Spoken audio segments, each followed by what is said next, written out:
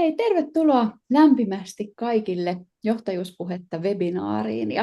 Ja tänään ollaan jälleen kerran tosi tärkeän ja mielenkiintoisen aiheen äärellä, eli puhutaan työelämän coachingista. Ja otsikkona tässä Rajalla ja Terhillä on räätälöityä tukea osaamisen kehittämiseen, parempaan vuorovaikutukseen ja suoritukseen ja ties mihin muuhunkin vielä. Että katsotaan, mitä sfäärejä tässä tänään aukeaa ja löytyy. Mä oon tosiaan Anniina Hukari johtajuuspuhetta tiimistä ja on tänään täällä lähinnä tällaisena teknisenä tukena ja meillä on chatti käytössä ja Q&A käytössä, eli sinne voi tosi mielellään laittaa tässä matkan varrella kysymyksiä, kommentteja, ajatuksia, jakaa omia kokemuksia, omia ideoita, että hyvin vapaasti voi sitä käyttää, niin mä niitä sitten sieltä nostelen ja luen sitten Rajalle ja Terhille ääneen, mutta Raja ja Terhi on täällä tosiaan vähän estraadilla, niin mä päästän teidät ääneen ja tosi lämpimästi tervetuloa vielä kaikille. Kiitos. Kiitoksia. Ja jos tosiaan vielä joku tässä hyppäsi juurikin linjoille, niin Rajan kanssa ollaan täällä Jyväskylän seudulla. Ja omissa kodeissamme ollaan nyt vaikka aika lähekkäin, asutaankin tässä. Ja täältä käsin nyt sitten ollaan puhumassa tästä työelämän coaching teemasta, joka on meille tosi läheinen teema. Keski-Suomesta kajahtaa. Kyllä, suorastaan. Joo. Ja odotapas pieni hetki. Nyt sitten ihan lyhyesti ehkä tästä johtajuuspuhetta bändistäkin voi sanoa sen verran, että tämä on tosiaan 22 vuonna perustettu ja Raija on ollut tätä perustamassa, niin haluaisitko Raija vähän kertoa, että mistä tässä on kysymys? Joo, kiitos. Meitä tosiaan alun perin oli 4 aivan intohimoista coachingin harrastajaa, kouluttajaa ja ollaan toimittu monessa eri roolissa, kuten vaikka mentor-coacheina, coaching supervisorina itse ja niin poispäin. Ja meillä syntyi palava halu ikään kuin panna kasaan sellaista koulutuskokonaisuutta, joka on tietoon perustuva, eli niin kutsutusti evidence-based, jossa me yhdistetään sitten parhaat käytännöt coachauksesta, kouluttamisesta ja tähän tiedosta. Ja tosiaan ollaan tehty monen näköisiä projekteja, eli autetaan esimerkiksi organisaatioita vahvistamaan kokonaan coachaavaa kulttuuria. Sitä me ollaan tehty organisaatiossa, jota Terhi edustaa, eli Jyväskylän yliopistoa, ja varmaan siitäkin puhutaan tänään, ja esimerkiksi Pirhassa, tuolla Pirhan hyvinvointialueella. Että ehkä siinä lyhyesti. Joo. Mä oon itse tuorein tulokas tässä porukassa, eli on ehkä tässä nyt vuoden verran niin kuin hakenut tai tullut mukaan eri tavoilla näihin toimintoihin, ja nyt sitten mukana. No, mitä sitten, Raija, meistä olisi hyvä kertoa? No meitä varmaan Terhin kanssa yhdistää tuo tutkimustausta, eli itse olen väitellyt nimenomaan coachingista, kansainvälisten johtajien coachauksista Vaasan yliopiston kauppatieteellisessä tiedekunnassa johtamisen laitoksella, ja sitten olen toiminut sekä tutkijana että käytännön coachaajana ja kouluttajana. Ja tehnyt sitä tosi pitkään, eli mun polku alkoi jo virallisesti 2005. Ja se oli aikaa, jolloin coachingista ja coachaavasta kulttuurista ei oikeastaan tiedetty Suomessa paljon mitään. Joo. Ja mitä sä haluaisit nostaa esille? No, mitäs mä haluaisin nostaa esille? Mä oon niin kuin erilaisen ohjauksellisen työn parissa toiminut pitkään.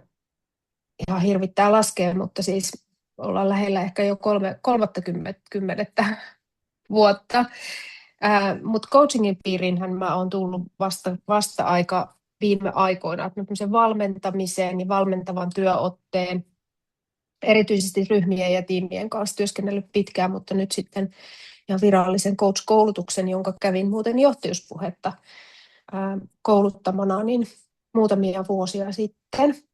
olen myös työnohjaaja ja mä olen väitellyt kulttuurin tutkimukseen, nykykulttuurin oppiaineeseen Jyväskylän yliopistoon. Ja Raijasta kyllä täytyy myös mainita se, että Raija on todella siis pitkän linjan coach-alan asiantuntija ja pioneeri Suomessa ja myös palkittu monenlaisilla coach-alan palkinnoilla. Niitä ei ole nyt tässä lueteltu. Mahtavaa tehdä Raijan kanssa töitä yhdessä. Joo. Tämä työelämän coaching on varmaan semmoinen käsite, joka nyt on yleisesti käytössä coachingin piirissä ja siksi ajateltiin, että tästä teemastakin voi olla hyvä pitää tämmöistä webinaaria. Joo, anteeksi, jatka vaan. Ei kun kerro vaan. Niin, mun piti sanoa, että meidän alallehan on tavallaan tyypillistä se, että on päällekkäisiä termejä valtavasti ja monenlaisia määritelmiä. Ja tämä on nyt yksi niistä. Kyllä. Ja coaching ei ole tosiaan, ehkä edelleen voisi vielä niin kuin tänä päivänäkin sanoa, että ei se mitenkään ihan valtavan niin kuin yleisesti tunnettu ole Suomessa. Toki nyt jo paljon enemmän kuin 20 vuotta sitten, mutta sitten coachingin edessä on tosiaan paljon erilaisia lisämääreitä. Siellä voi olla sitten erilaisia systeeminen coaching, developmental tai transformative coaching tai mitä näitä nyt onkaan. Ja sitten tämä työelämän coaching on nyt ehkä semmoinen, joka tuo sen käsitteen vähän lähemmäksi ihan sitä, jotenkin mä ajattelen myös semmoista arkista työelämää. Joo. Niin ja jos ajatellaan vaikka teidänkin yliopistokontekstia, Terhi, niin jos siellä puhuttaisiin vaikka business coachingista, niin mä luulen, että se ei ihan siihen maailmaan edes istuisi niin hyvin kuin tämä työelämän coaching, joka on sitten laajempi käsite. Joo, kyllä, just näin. Ja mä muistan itsekin tätä pohtineeni paljon ja vähän vierastaneeni alussa sitä business coaching käsitettä, jota paljon on käytetty kyllä. Mutta niin kuin muistan miettineeni paljon, että mitä se tarkoittaa ja että miksi se ei oikein tunnu sellaiselta, että se istuisi siihen omaan rooliin. Mutta tänään me puhutaan tästä, että mikä se rooli ja merkitys sillä työelämän coachingilla voi olla työelämässä, mitä se tarkoittaa. Meillä voi olla ulkoisia coacheja, sisäisiä coacheja ja mitä se kouluttautuminen tarkoittaa. Tällaisia teemoja. Ja tulkaa tosiaan mukaan, niin kirjoitelkaa sinne chattiin kysymyksiä tai mielipiteitänne ja Annina nostelee niitä sitten tähän meidän keskusteluun. Joo. Aika paljon varmaan tässä asiassa ylipäätään, mitä tänään puhutaan, niin on myös, että ei ole niin kuin sellaista yhtä ainoaa näkökulmaa tai totuutta, niin tähän mahtuu kyllä tätä keskustelua. Mutta joo, tällaisia niin kuin isoja kysymyksiä sitten, että mitä se työelämän coaching oikeastaan on, mitä hyötyä siitä voisi olla yksilöille, tiimeille tai organisaatioille ja mitä työelämän coaching-osaaminen ja kouluttautuminen tosiaan käytännössä tarkoittaa. Ja vähän semmoisena tiiserinä tuossa tuo kysymys, joka nyt vahvasti ehkä arvaattekin, niin viittaa myöskin siihen, että minkälaisena me tämä coaching ymmärretään ja nähdään, niin on tämä kysymys, että milloin olet viimeksi keskustellut jonkun kanssa tavalla, joka auttoi sinua näkemään tilanteesi uudesta näkökulmasta? Hyvä kysymys. Kyllä. Mutta Raija, sä vähän tuossa jo aloitit ja puhuit näistä käsiteasioista, niin haluatko sä avata meille tätä?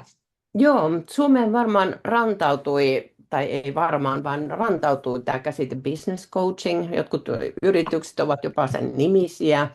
Ja ehkä se syntyi niin kuin siitä, että haluttiin tämä niin kutsuttu työelämän coaching eriyttää tästä life coachingista, jossa sitten käsitellään kaiken näköisiä asioita. Voi olla terveyteen tai jonkin vaikka laiduttamiseen, en tiedä, koska mä en ole ikinä itse käynyt mitään life coaching koulutusta. Mutta se varmaan niin kuin tuli sieltä, että haluttiin eriyttää se tästä muusta coachauksesta. Mutta mä itse näen, että tosiaan tämä workplace coaching, joka on yleisesti tutkimuskirjallisuudessa käytetty termi juurikin siitä syystä, että se on laajempi ja se käsittää nämä eri osa-alueet. Eli sitten jos puhutaan, että mitä siellä sen alla oikeastaan on, niin siellä on yksilöcoachausta ja sitten tiimicoachausta ja sitten ryhmäcoachausta myöskin. Ja omana erityisalueenaan on sitten tuo johdon coachaus. Joo. Mutta miten Terhi tämä nyt esimerkiksi näyttäytyy sun työmaailmassa eli Jyväskylän yliopistossa? No joo, itse asiassa kyllä niin kuin sillä tavalla meillä ainakin meidän käytänteinä näkyy juurikin se, että me ei käytetä tätä business coaching käsitettä, eikä oikeastaan mitään lisämääreitä, että me puhutaan coaching-palveluista, meillä on yksilöcoachingia ja se ryhmäcoaching tästä on nyt jäänyt pois. Tämä lisätä ehdottomasti ja toi tiimicoaching, että kaikkia näitä 3 erilaista coachausta tehdään. Ja toi executive coaching on sitten ehkä me puhutaan johdon coachingista, ja siinä meillä on sitten myös ulkopuolisia palveluntarjoajia, että silloin kun on organisaatiossa käytössä tämmöinen niin kuin sisäisten coach-toimijoiden verkosto, niin se on hyvä myös määritellä sen rooli, mitä sisäiset coachit tekee, ja sitten tätä johdon coachingia niin ostetaan myös ulkopuolisena palveluina, joka on ihan niin kuin musta hyvä käytäntö. Joo. Vielä ehkä tuosta termistä business coaching sen verran, että mehän coachataan ihmisiä tulemaan paremmiksi johtajiksi, tulemaan tietoisiksi asioista. Eli kyllä mullakin joskus on ollut joku toimitusjohtaja asiakkaana, joka on halunnut kasvattaa bisnestään vaikkapa toisessa maassa. Mutta silti hänellä on sitten ollut erinäköiset konsultit sinne niin kuin ihan bisneksen puolelle. Ja sitten me coachauksessa ollaan puhuttu sitten syvällisemmistä ja hänen persoonansa ja hänen johtoryhmänsä liittyvistä asioista. Kyllä. Jo mäkin olen törmännyt tähän, että kun aikaisemmin käytin tätä business coaching käsitettä juurikin tästä syystä, että ikään kuin että se vähän niin kuin kertoisi sitä, että minkälaisen coach-koulutuksen mä oon saanut ja minkälainen on se oma orientaatio, niin eräs asiakas sitten sanoi mulle, että voi ei kiitos, mä en halua mitään yrityscoachausta, että olen osallistunut sellaiseen ja se oli ihan, niin kuin, ei ollut mitenkään miellyttävä kokemus. Mutta sitten kun keskusteltiin, niin sitten mulla rupesi vähän kellot soimaan, että nyt ei ole kysymys varmaan ihan eri asiasta. Ja siinä oli nimenomaan kysymys tämmöisestä niin kuin puhtaasti siihen yritystoimintaan liittyvästä valmennuksesta, sparrauksesta. Ja että näissä tulee helposti tällaisia sekaannuksia näissä käsitteissä. Joo.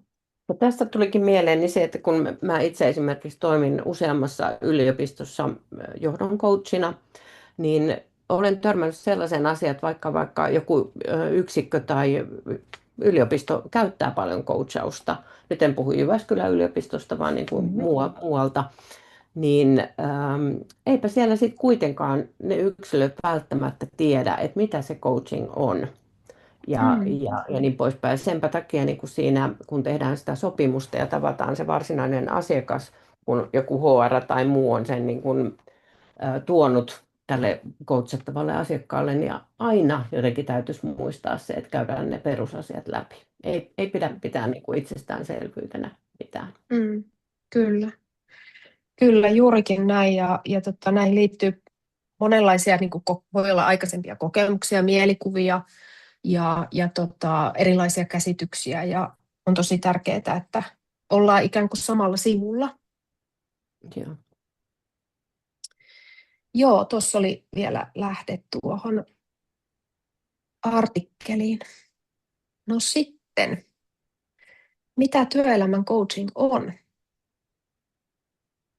Tässä on 2 tämmöistä tutkimuksellista lähdettä. Haluatko Raija avata tästä lisää? Joo, no tyypillistähän se on, että se on kehittämiseen liittyvä interventio ja se perustuu hyvin syvälliseen yhteistyöhön. Se on reflektiivistä ja tavoitteellista toimintaa nimenomaan sitten ammatticoachin kanssa. Ja toisaalta voidaan nähdä, että se ammatticoach voi yhtä hyvin olla sisäinen coachi tässä yhteydessä. Mm. Eli, ja sitten nämä coachingin keskeiset piirteet, niin ehkä mä lisäisin tuohon listaan vielä sen, että se on yleensä määräkestoista. Eli sillä on selkeä alku ja loppu. Mutta tyypillisesti se on erittäin tavoitteellista. Kunnioitetaan asiakkaan omaa agendaa, omia oivalluksia. Käytetään coachingin keinoja eli aktiivista kuuntelua ja kysymystekniikkaa. Paljon reflektiota, oppimista ja kannustetaan niin kuin siihen ja sitten sitoutetaan asiakastoimintaan. Mm. Kyllä. Miten sä Terhi näet, kun tekin olette nyt muutamia vuosia vienyt coachausta teidän organisaatiossa eteenpäin, niin mikä siellä on ikään kuin ollut, sanotaan näin, helppoa ja mikä siellä sitten ehkä on vielä haasteellista? Nimenomaan sen ymmärtämisellä, että mitä sillä voidaan saavuttaa. Ja jos saan nostaa, niin teillähän on tullut myöskin tämmöinen hauska nimitys tietylle työelämän coachingille. Eli teillä on henkilöitä, jotka vetää niin kutsuttua PEDA-coachingia, eli opettajien kouluttamiseen liittyvää kouluttamista. Joo. No, ehkä kaikista isoimpana haasteena mä niin kuin edelleen näen sen tietoisuuden niin kuin lisäämisen ja sen ymmärryksen lisäämisen siitä, että missä asioista ja minkälaista niin kuin hyötyä ja apua coachingista voi saada. Et jollain tavalla niin kuin, tämä nykytyöelämä on tosi hektistä, suorituskeskeistä ja ihmiset ja työntekijät joutuu tosi tarkkaan jollain tavalla tekemään niitä priorisointeja ja miettimään, että mihin he niin kuin ikään kuin sitä omaa aikansa käyttää.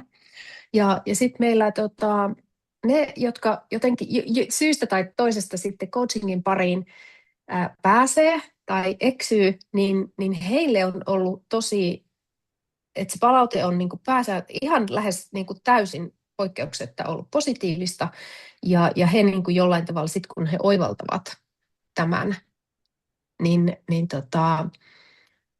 ovat sitten saaneet siitä paljon. Ja mä jotenkin mulle itselleni, no tietysti se, että mulla on se pedagoginen tausta ja ohjauksellinen pitkä tausta takana ja erityisesti aikuisten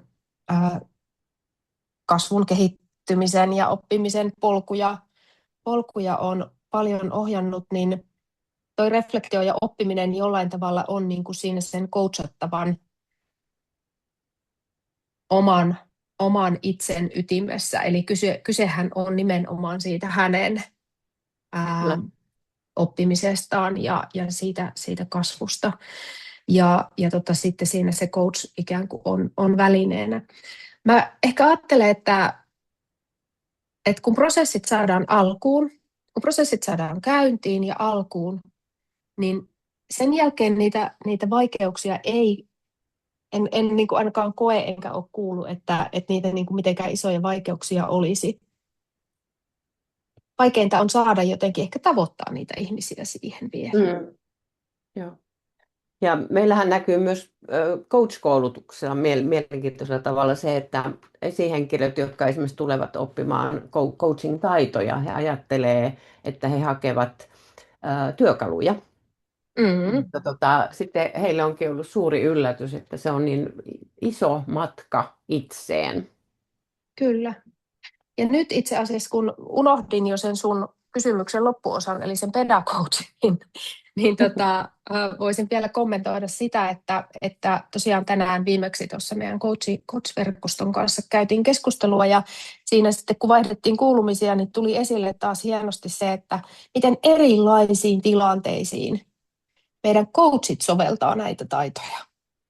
Aivan. Eli tietenkin tämä coachaaminen on yksi asia, mutta projektien vetämisessä esihenkilönä erilaisia ihan siis tilanteita, tilaisuuksia, kokouksia, ihan yksilökeskusteluja.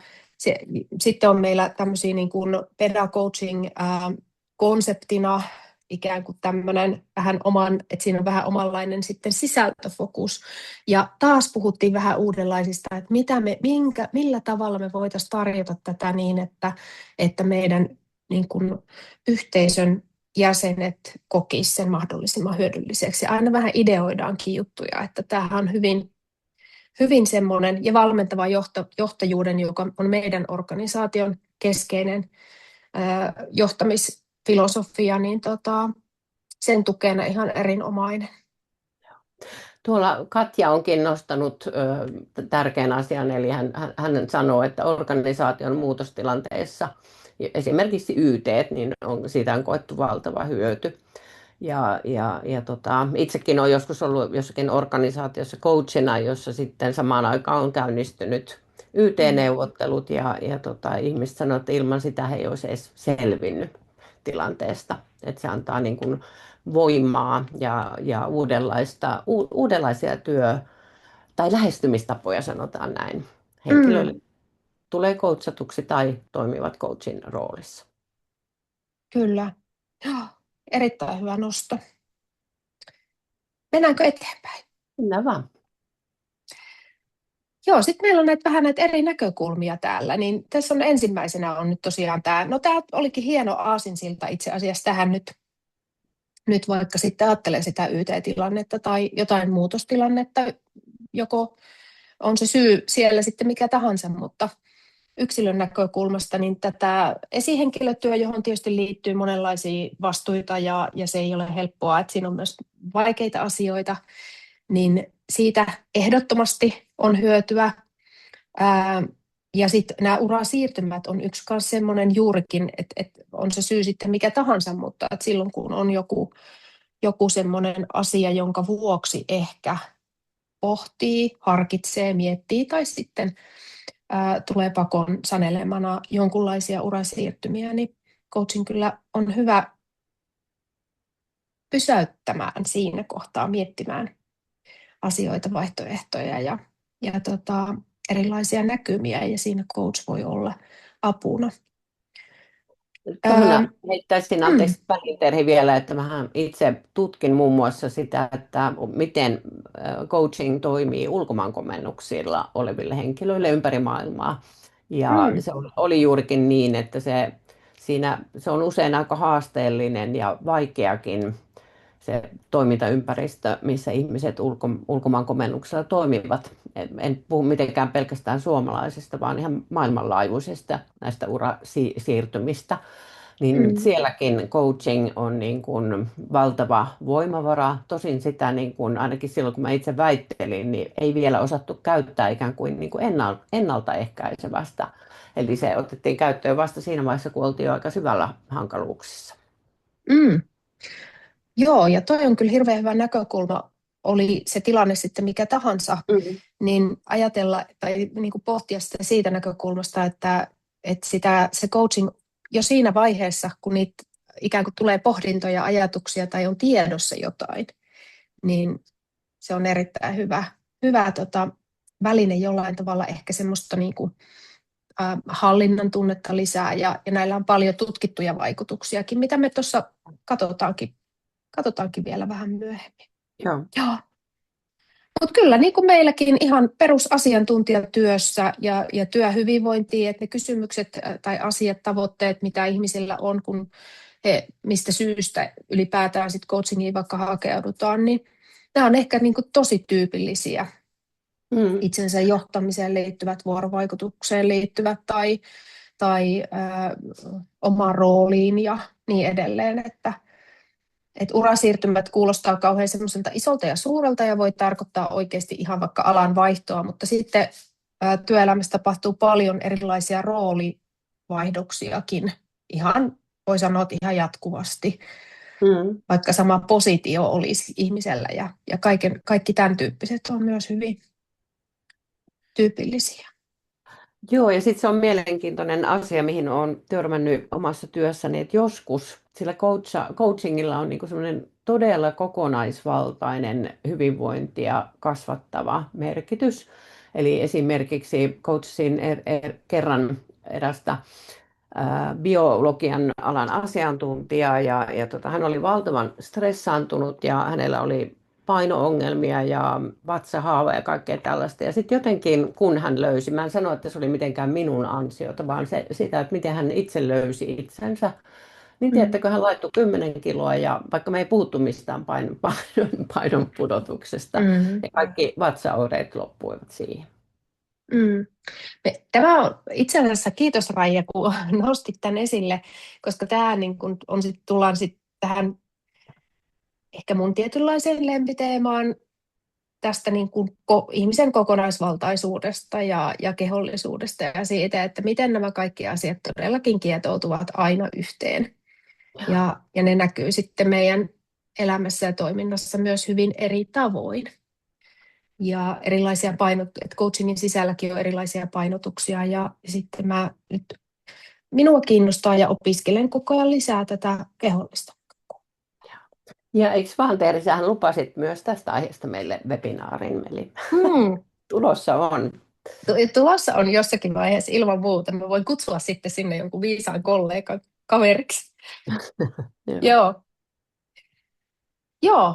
No se on se yksilön näkökulma ja se on semmoinen aika ilmeinen usein, että mikä on tavallaan jonkun, ja meillä esimerkiksi voi yksilö, kuka tahansa työntekijä, hakeutua siihen yksilöcoachingiin. Eli voi niin kuin pyytää sitä ja sitten vaan sovitaan niistä prosessiasioista. Mutta toi tiimien ja organisaatioiden näkökulma on myös tosi tärkeä. Haluatko Raija avata näitä?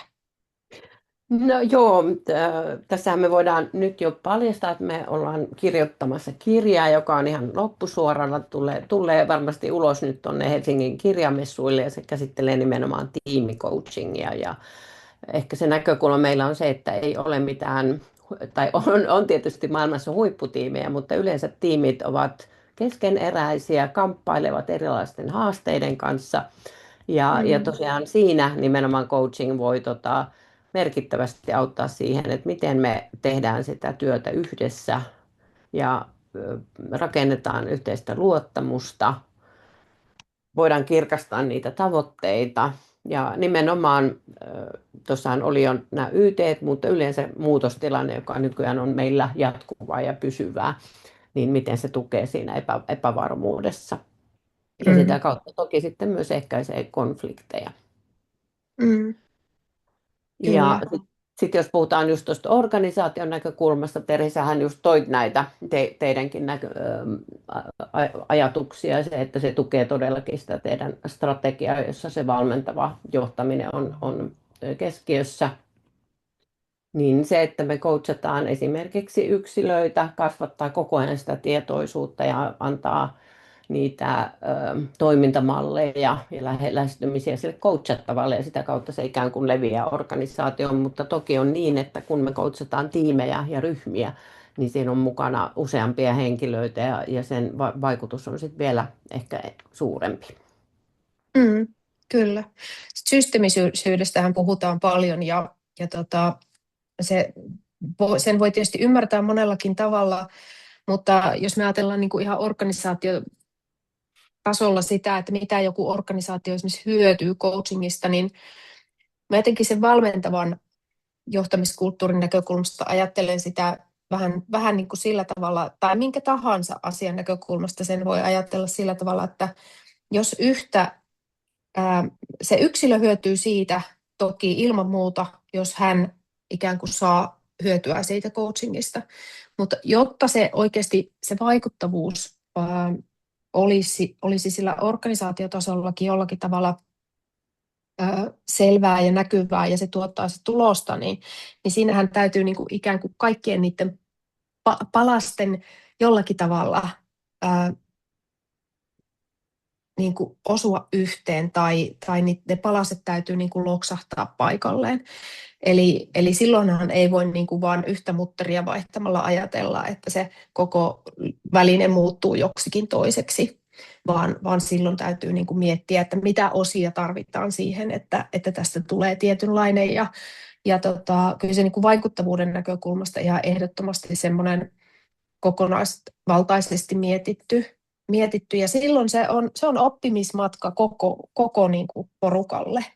Se on yhteinen oppimismatka. Silloin se ei ole niin kuin jotain ulkoista tekemistä, vaan se on sitä, että siihen sitoudutaan ja sitä tehdään niin kuin yhdessä.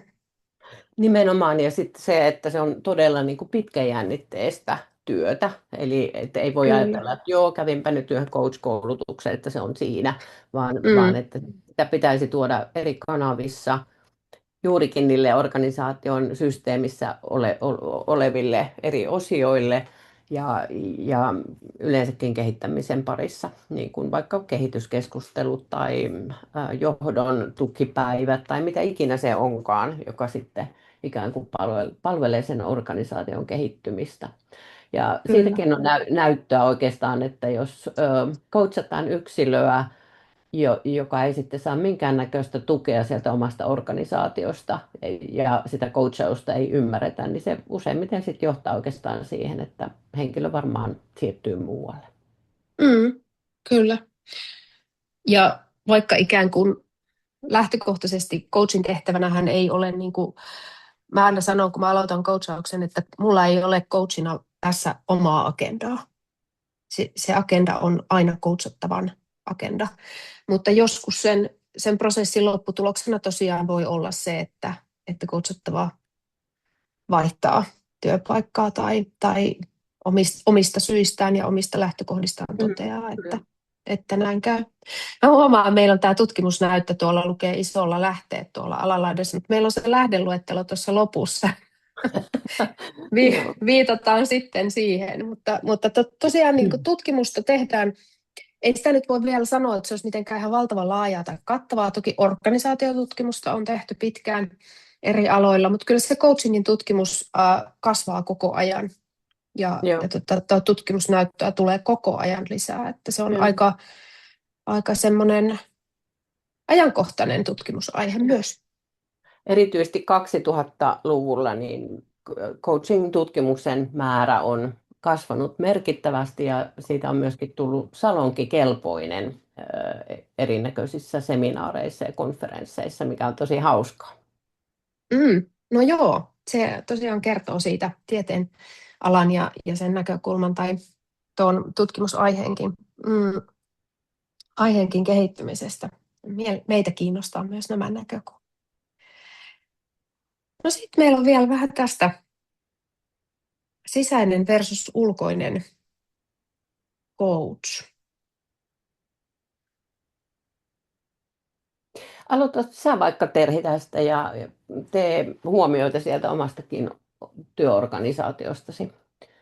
Joo. Minkälaisissa tapauksissa käytätte esimerkiksi ulkoista coachia ja miksi? Joo. Tosiaan toimin itse sisäisenä coachina ja meillä on tämmöinen sisäinen coach-verkosto ja silloin se tarkoittaa sitä, että siellä tyypillisesti ollaan oman organisaation sisällä, mutta ikään kuin yhtenä työroolina on tämmöinen coach-rooli, että se ei ole meillä ei ole päätoimisia ja harvoin on siis, että ollaan vain coacheja, vaan se on meillä niin kuin, että me ollaan saatu siihen koulutus ja toimitaan sitten vaihtelevasti muista työasioista riippuen myös. Mutta siitä kyllä koetaan, että siitä on paljon hyötyä, koska se toimintaympäristön tuntemus joissakin tapauksissa tuntuu tosi tärkeältä. Jostain syystä mä kuulen aika usein erityisesti yliopistojen ja korkeakoulujen ihmisiltä, että heille on niin kuin, että he kokee sen tärkeäksi, että coach tuntee sen toimintakulttuurin ja toimintaympäristön. Se on aika omanlaisensa. Siinä on saavutettavuus helppoa, se on kustannustehokasta, se on osa työtä ja toimenkuvaa. Ja siinä mielessä toiminut minun näkökulmasta ainakin ihan tosi hyvin.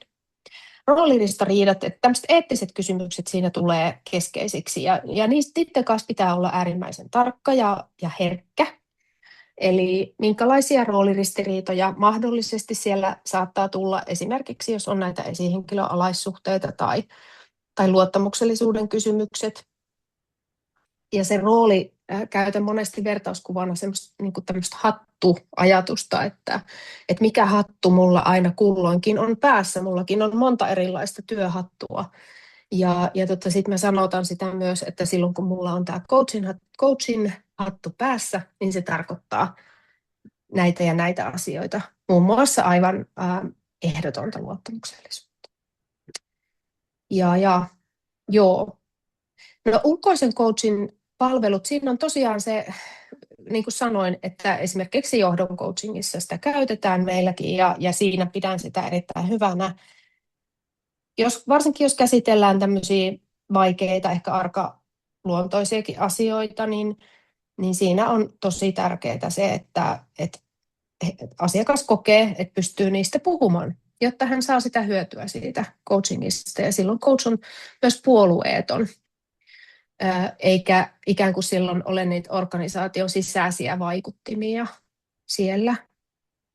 Ja toki johdon coachingissa se, että meillä on, Suomessakin on paljon erittäin hyviä ja kokeneita nimenomaan johdon coacheja ja varmasti niin kuin siitä saa juuri siinä roolissa toimiessaan paljon hyötyä, että on tämmöinen kokenut johdon coach. Mutta molemmat toimii ja silloin kun ikään kuin pysytään näiden erittäin oleellisten tärkeiden coach-raamien sisällä, muistetaan tämä eettisyys, roolit, myös muistetaan avata niitä ja olla niistä niin kuin läpinäkyviä, niin silloin mun mielestä tässä ei kuitenkaan ole mitään siis sellaista ongelmaa, vaan hyötyjä on molemmissa. Ehdottomasti. Ja coachingin parista silloin, kun haetaan sopivia kumppaneita, niin on törmännyt siihen, että haetaan coachia, joka olisi jonkun tietyn erikoisalan ammattilainen tai että hänellä tulisi olla siitä kokemusta. Siitä olen kyllä sitä mieltä ja mun tutkimuksessakin on siitä viitteitä, että se ei pidä paikkaansa. Eli jotta mä voisin vaikka coachata kaivosteollisuudessa, niin ei mun tarvitse ymmärtää siitä. Se riittää, että mä osaan puhua sellaista kieltä heidän kanssaan, että me ymmärrämme toisiamme. Ja siitä on pelkästään oikeastaan hyötyä, että me haastetaan niin kuin coachattavaa.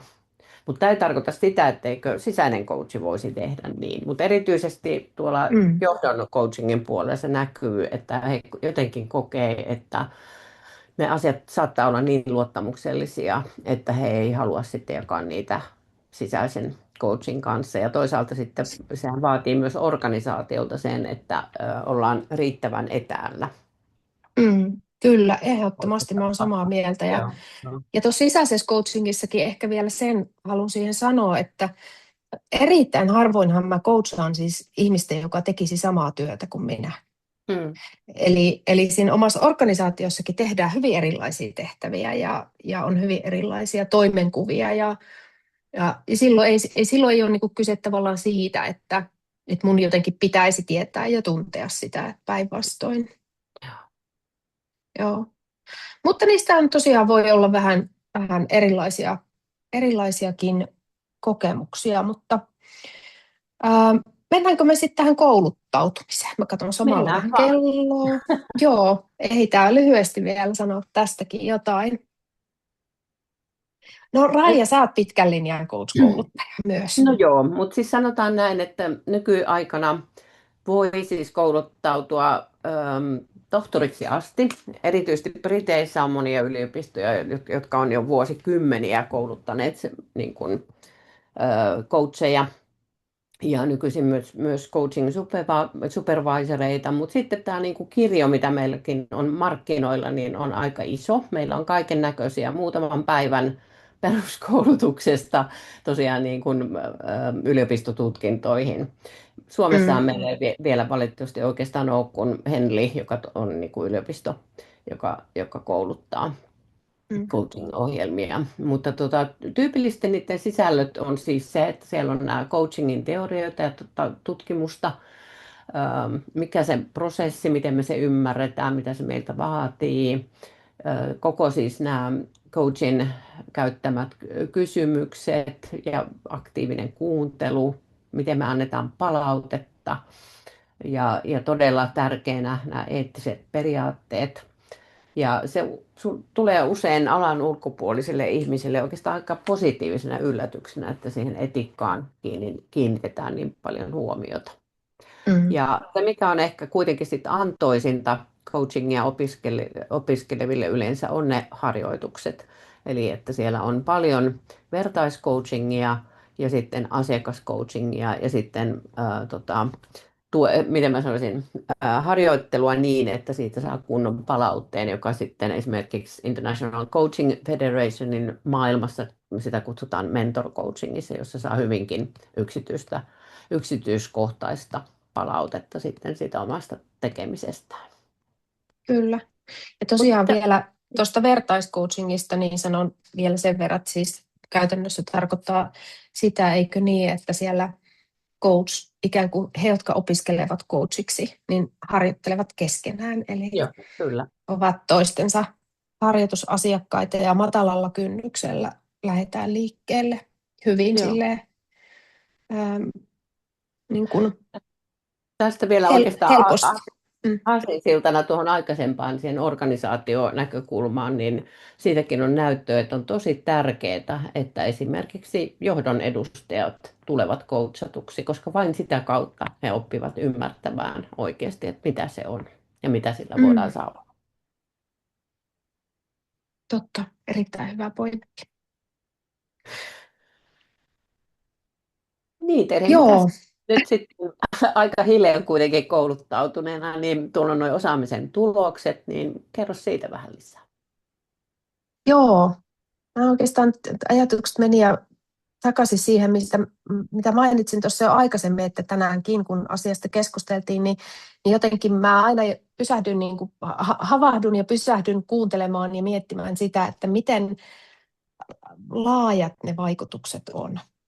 Että ne ei niin kuin, jos sä opit aktiivista kuuntelua ja tämmöistä niin kuin lähestyt asioita kysymällä ja tuot siihen niin kuin, erilaisia näkökulmia ja opit antamaan palautetta, niin ne on todella hyviä taitoja monenlaisissa tehtävissä ja miten sä oikeasti niitä voit käyttää. Toisaalta sitten mä ajattelen, että moni myös niin kuin tuo esille sitä ja itsekin koen sen niin, että coachaaminen on tosi palkitsevaa usein. Se ei ole helppoa. Mä en sano, että se olisi helppoa tai että se olisi aina jotenkin ihanaa, mutta se on palkitsevaa. Ja se palkitsevuus tulee juuri siitä, että kun ne taidot kehittyy ja nehän on sellaisia elämän mittaisia kehitettäviä asioita, monet näistä, niin silloin se oikeasti niin kuin sulla on sitä kykyä ja taitoa olla avuksi. Kyllä. Ja sen koen tosi tärkeänä. Mullehan toi tiimicoaching on ehkä vielä semmoinen niin kuin rakkaampi asia ja tulee sieltä hyvinkin kaukaa omastakin historiasta, mutta ja jotenkin tämä niin kuin oppimisen ja reflektion ja sen tukemisen taito, niin on tosi, mä koen sen sellaiseksi tosi palkitsevaksi ja tosi hyväksi. Et ne osaamisen tulokset näkyy sitten niin kuin aika laajasti. Ja ei ole kerran eikä kaksi, kun on sitten osallistujat maininneet siitä, että jopa niin kuin parisuhteessa näkyy nämä asiat, että tai lasten kanssa tai ystävyyssuhteissa tai missä tahansa, mutta että ne todella on sellaisia vaikutuksia, että ne ei ole mitenkään vaan mekaanisia, vaan ne liittyy siihen meidän ihmisenä kasvamiseen. Totta. Ja mä oon joskus käyttänyt sitä mielikuvaa, että sä katsot kaunista lähdettä ja sinne heität pienen kiveen ja siitä lähtee ne ihanat renkaat, jotka kasvaa ja kasvaa ja kasvaa. Ja näin voi ajatella tapahtuvan jokaisessa coaching-prosessissa ja kohtaamisessa. Joo, kyllä. Ja kyllähän se aika rankkaakin välillä on, että kyllähän kaikki tietää, että tämmöinen niin kuin, oman itsen kanssa työskentely, niin siihen liittyy paljon monenlaisia asioita ja tunteita. Ja coachingissakin jokainen tekee sitä omaa polkuaan ja omalla tavallaan ja omalla tahdillaan. Joku on myös verrannut coachaamista vaikkapa golfin pelaamiseen. Mä en pelaa, mutta siinä tavallaan niin kuin pelaat itseäsi vastaan, eli kehityt. Ja tässä on vähän sama tausta. En myöskään harrasta golfia, olisikohan nyt aika aloittaa ja kokeilla. Joo. No, täällä on tätä lähdelistaa nyt, kun tuolla meidän dioilla niitä ei kaikilla muuten ollut. Siis tämä on niinku mahtavinta on se, että näitä julkaisujahan tulee siis koko ajan. Eli kun tekee hakuja ja katsoo, niin melkein aina huomaa, että nyt on taas tullut joku uusi tutkimus. Ja sitten kuitenkin alalla on myös paljon tällaisia erittäin hyviä niin kuin handbookeja ja kompilaatio tämmöisiä teoksia kirjoitettu, että niitä löytyy kyllä paljon. Olisitko sä halunnut, Raija, vielä jotain lisätä vai mennäänkö me jo tuonne loppua kohti? No oikeastaan vielä niin kuin lähteeksi voisi sanoa esimerkiksi Harvardin yhteydessä toimivan organisaation, jonne voi hakeutua jäseneksi. Ehkä noin mä en tämän päivän maksua tiedä, mutta se ei ollut paljon, että se oli jotain $100 vuodessa. Ja siellä pääsee niin kuin mahtavan aineiston äärelle, eli siellä on paljon hyviä videoita, siellä on haastateltu upeita alan guruja ja tutkijoita, ja sitten he järjestää silloin tällä jotain konferensseja, ja sitten siellä on myös paljon kirjallisuutta. Joo. Ehkä tuon linkin voi sitten vaikka laittaa, jos se löydetään, niin sitten meidän sivulle ja tuonne viestintään. Mutta joka tapauksessa Institute of Coaching Harvardin yhteydessä tai McLean-sairaalan yhteydessä. Joo. Se tuo heti itselle. Joo, meillä on nyt käynnissä tällä hetkellä just yksi tämmöinen, no niin, arvaa mitä, Raija. Tämä on jäänyt Joo, me ollaan oikein kesäterässä. On oltu. Me on oltu niin lomaterässä tässä, että tuonne on jäänyt väärä nimikin, eli Certified Workplace Coach on tämän ohjelman nimi. Joo. Joo, ja meillä on nyt menossa yksi ohjelma ja seuraava starttaa sitten marraskuussa. Ja niin kuin tuossa alussa puhuttiin, niin meidän bändiläisiä on enemmänkin ja tässäkin meidän koulutusohjelmassa niin mä olen sitä mieltä vahvasti, että yksi vahvuus on se, että meillä on useita kouluttajia ja jokainen tuo oman vahvuutensa siihen kouluttamiseen ja koulutukseen. Ja Anniina on yksi meidän kouluttajista ja Ojakankaan Virpi. Dan Sopak on ollut tässä mukana. Ja sitten koulutus on tuossa onkin noita päivämääriä ja kestoja, en mä niitä rupea tästä nyt lukemaan, mutta että se on kansainvälisesti akkreditoitu ohjelma. Ja siellä on myös tätä vertaiscoachingia, mitä sitten tavallaan täällä on kommenteissakin laitettu, että vertaiscoaching on todella miellyttävä tapa oppia ja turvallinen tila ja hyvin asetetut tavoitteet, niin se on tärkeä osa myös tätä ohjelmaa. Kyllä, ehdottomasti. Meidän johtajuuspuhetta tuolta sivulta löytyy tästäkin sitten lisätietoa. Hetkinen. Sieltä puuttuu yksi sivu. Ootapas. Mä teen nyt sillä lailla, että nyt ehkä selittyy myös se, että miksi tuolla oli noita puutteita. Niin. Tämä on kyllä ihan mahtavaa. Voisiko joku vaihtaa mun pään? Mä jaan sen sivun. Jaakse sen? Kiitos, Anniina. Mä en tiedä, mitä pitäisi vaihtaa. Riittääkö se pään vaihtaminen? No, tässä kirjassa näkyy ihana kirjakauppa nyt mulla taas pätkäsi, että missä me oltiin. Me oltiin siellä kirjoitusretriitissä Vinhan Vuovedellä, kirjakauppa. Vinhan kirjakauppa, jossa on sitten majoitustilaa sellaisille, joilla on kustannussopimus. Ja se muistuttaa meitä nyt siitä, että tosiaan tämä kirja on tulossa syksyllä. Ei, täällä ei ole mitään jakoa kyllä tällä hetkellä. Eli mitä tarkoitatte, että ei ole jako? Ei näy mitään diaa. On jaettu, siis ei vaan näy sulle jostain syystä. Okei, mahtavaa. No niin, jatkakaa. Joo. Ja sitten tähän kirjaan liittyen, niin aloitamme tiimicoachingista webinaarisarjan.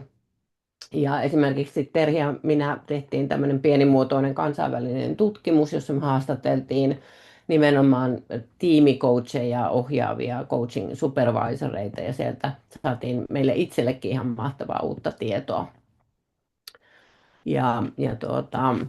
Tosiaan tuossa alkaa tämä Certified Workplace Coach-koulutus 18.11.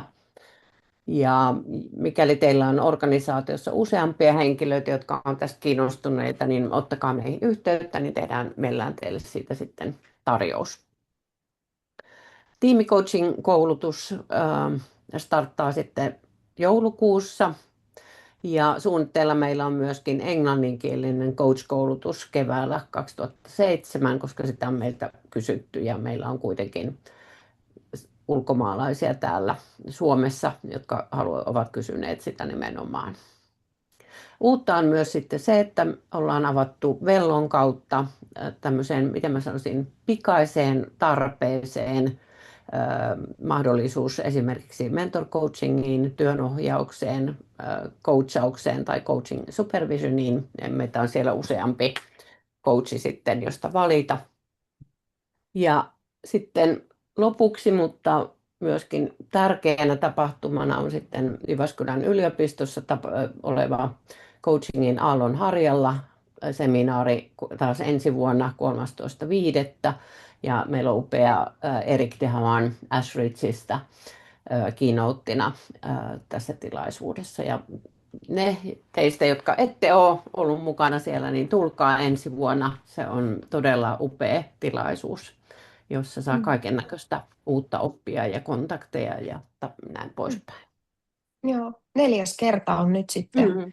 27 on tietysti toi vuosilukukin tuossa ja siellä on keynoteja, mutta siellä on myös työpajoja ja ihan sellaista niin kuin konkreettista tekemistä ja tosiaan paljon verkostoitumista. Tämmöistä ainakin. Kyllä. Ihana. Ja tosiaan se kirja.